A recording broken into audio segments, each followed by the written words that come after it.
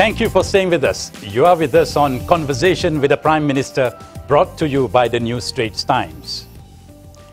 Datuk Seri, baru-baru ini rakyat menerima khabar gembira dengan pengagihan dana seperti Bantuan Rakyat Satu Malaysia, BRIM 2 dan sebagainya. Bagaimanapun, ada yang mempunyai pendapat berbeza. Saya ingin menjemput satu lagi soalan di kalangan penonton kita. Dipersilakan, Cik Ali. Assalamualaikum Datuk Seri, and a very good evening to you, sir. I'm Ali Kuti bin Mohammed from Kota Baru, Kelantan. I'd like to ask you a question regarding BRIM. A lot of people are saying that BRIM is actually a temporary gimmick and a political one too. So sincerely, sir, we like to know what are the reasons behind BRIM. Thank you.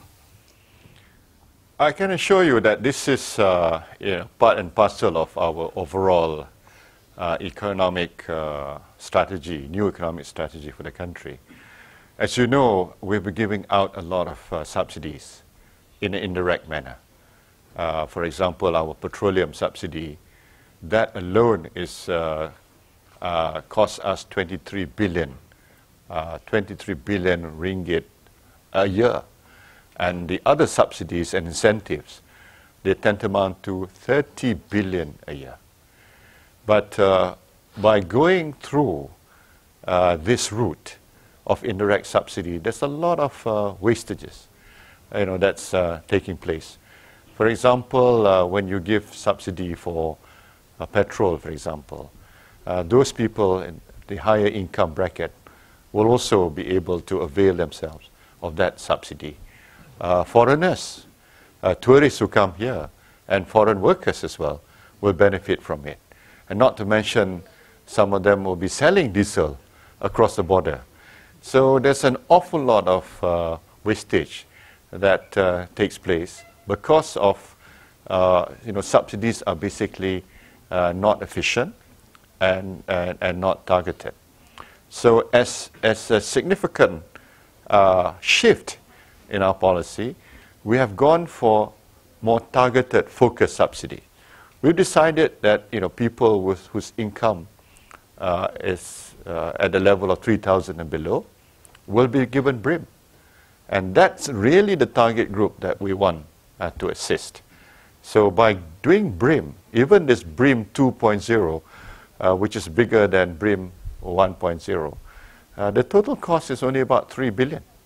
Imagine that compared to the 30 billion in terms of indirect subsidies and incentive.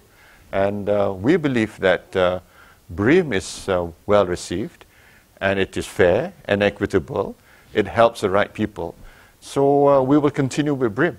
So BRIM is not an election gimmick. It is a shift, a deliberate shift in our economic strategy to be more targeted, to be more focused. And in the future, when we continue with BRIM, we will see that we can make adjustment in terms of the amount, depending on affordability of the government, the level of income.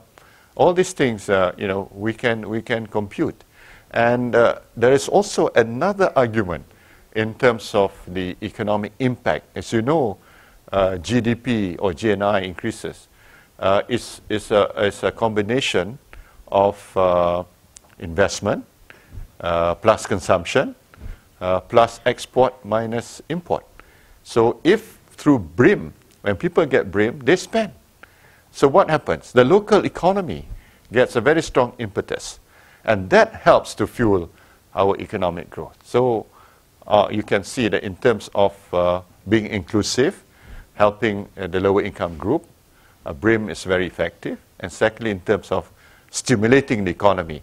So, the shopkeepers, those people who sell products, even those petty traders, for example, will benefit from BRIM, because when people get money, they actually go out and buy things that they require, buy services, and that's good for the local economy and good for the domestic economy. Datuk Seri, one of the issues affecting the people is street crime.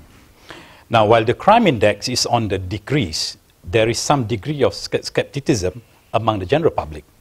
I have here with me a question from a reader from Sabah who unfortunately is not with us tonight. His question is, Datuk Seri, nowadays I don't feel safe whenever I walk on the streets. Is the government doing anything about it? Yes, we're committed to reduce crime. But we didn't promise we're going to abolish, or that we can do things that will abolish and reduce to zero crime in this country. We didn't promise that. What we promised is a steady reduction of crime in this country. And based on statistics, for example, in 2009, the reported crime was at about 210,000, roughly. And in 2011, it went down to 160,000. And within the same period, snatch or street crime came down as much as 40%. But of course, you will hear of your friends or family members or even yourself, of situations in which, you've been robbed, or you've seen, or you know people who have experienced some sort of crime against them. That's because crime still takes place in this country. So basically, instead of arguing about statistics, I don't think we want to engage in that kind of polemics. What we need to do is actually to work closely together with the government, with the police, with the law enforcement agencies, the private sector, local resident associations, for example, help out, to reduce crime. For example, under the budget 2013, the government gave out quite a bit of incentives so that people who invest in appliances and equipment to reduce crime, like CCTVs, for example, will be able to get income tax reduction or corporate tax reduction. So this will actually help. And if everybody pitches in, helps out, over time you'll see a reduction in the crime rate. And of course, there are new initiatives like this patrol on motorcycles that we have approved 1,000 of them to patrol the neighborhood and so forth. So the government is thinking about new ways in which to combat crime. But the rakyat will have to be involved. Yes, yes. I'd like to underscore that. The important thing is this must be a total effort of the rakyat to combat crime. Datuk Seri, satu lagi isu yang sering diperkatakan ialah soal penghijrahan cendekiawan atau brain drain di kalangan rakyat tempatan. Ia berikutan bakat ini diperlukan dalam usaha menjana ekonomi berpendapatan tinggi. Kita ada satu soalan berhubung isu ini. Encik Amirul. Assalamualaikum warahmatullahi wabarakatuh, Datuk Seri. Salam. Nama saya Amirul Fikri bin Muhammad Zain dari Kuala Terengganu. Soalan saya, sejauh manakah kerajaan berjaya menarik kepulangan bakat profesional tempatan yang kini berada di luar negara, khususnya di Singapura? Terima kasih. Alhamdulillah, sejak kita melancarkan inisiatif ini, khususnya melalui Talent Corp, kita dapati bahawa dalam tempoh 2 tahun saja, antara tahun 2011 dan 2012, Malaysians yang berada di luar negara, jumlahnya ialah pulang balik 1,600. Berbanding dengan tempoh 10 tahun sebelum ini, di mana jumlahnya hanya 1,100. Maknanya kalau dari segi angka tersebut, trendnya sangat menggalakkan. Kita perlu juga melakukan usaha seperti mewujudkan pekerjaan-pekerjaan yang memberi ganjaran yang lebih besar. Sebab kalau kita punya ganjaran tidak seimbang dengan gaji ataupun ganjaran di Singapura dan juga di peringkat global. Sebab talent ni, dia tidak terhad kepada sempadan, dalam sempadan. Dia tertarik kepada ataupun dia akan menjurus kepada negara di mana peluang dan pendapatan yang disediakan itu lebih lumayan. Jadi kalau kita nak minta Malaysians ni balik ke negara kita, kita mesti menyediakan cabaran ataupun peluang, opportunities yang lebih baik daripada sebelum ini. Dan itulah yang kita akan lakukan, dan ada beberapa kes-kes tertentu di mana CEOs, multinationals dan JLCs kita dapat memberi peluang kepada Malaysians yang berada di luar negara untuk kembali berkhidmat di dalam negara kita. Jadi saya harap dengan proses kita ke arah negara maju dan pendapatan tinggi, lebih ramai lagi Malaysian akan membuat keputusan untuk balik ke negara kita. Terima kasih, Datuk Seri. At this point, sir, please allow me to walk you back to the main seat.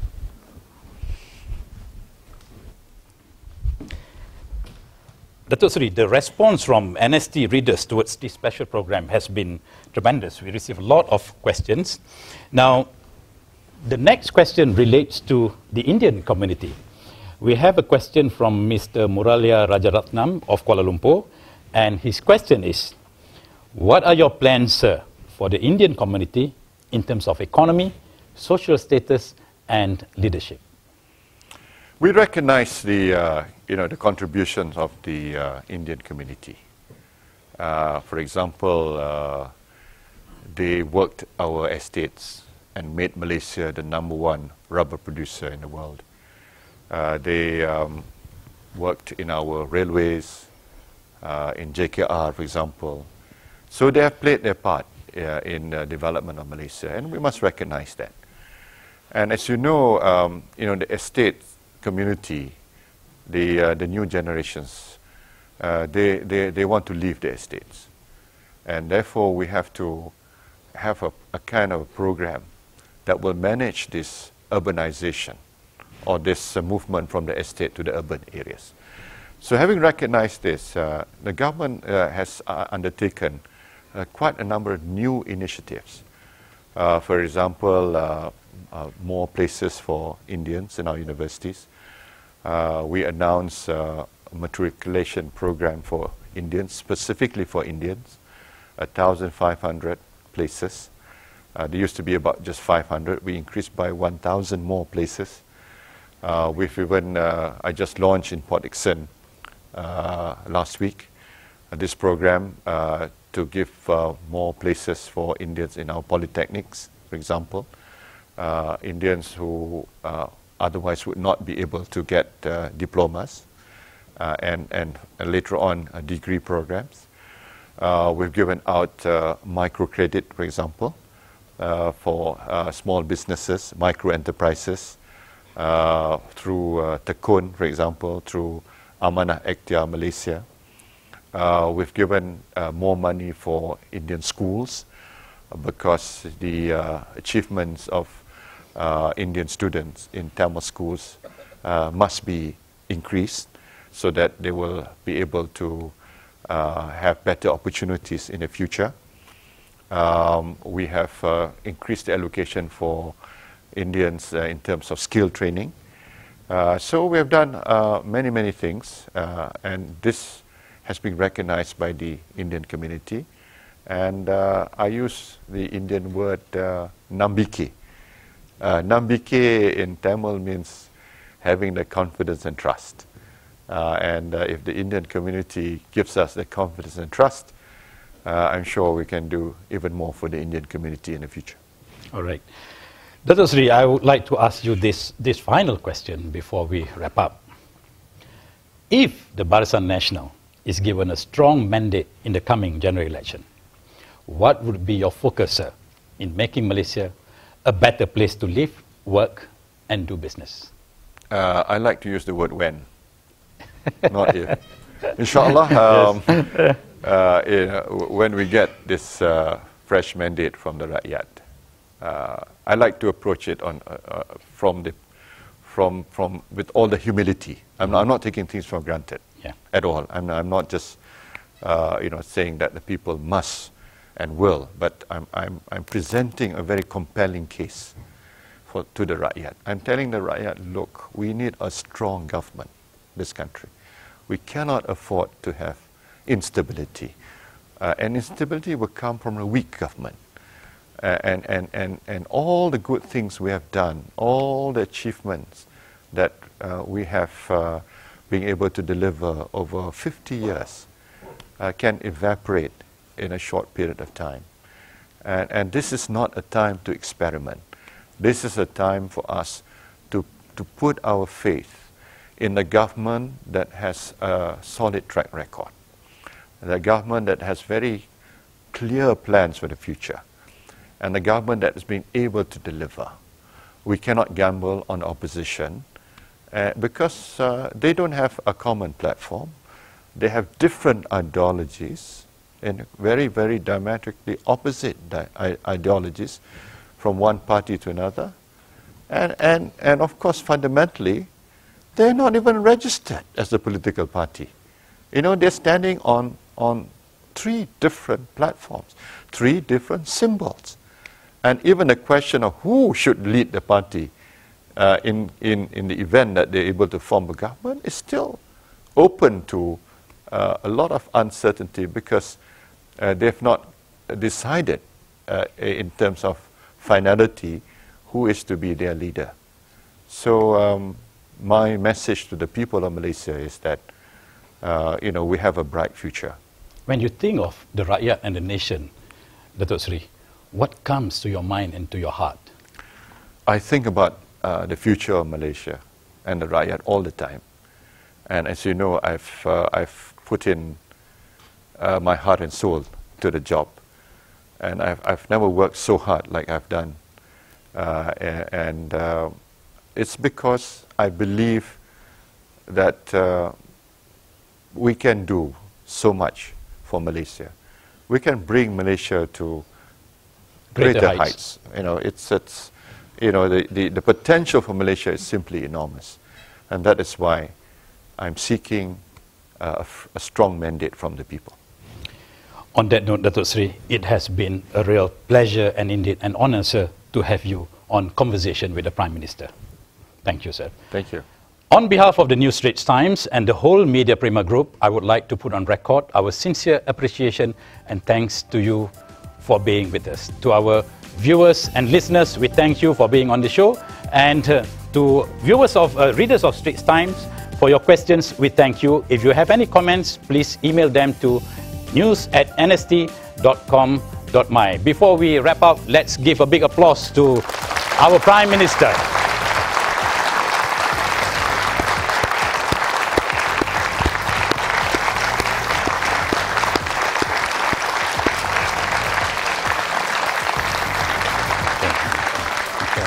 All right.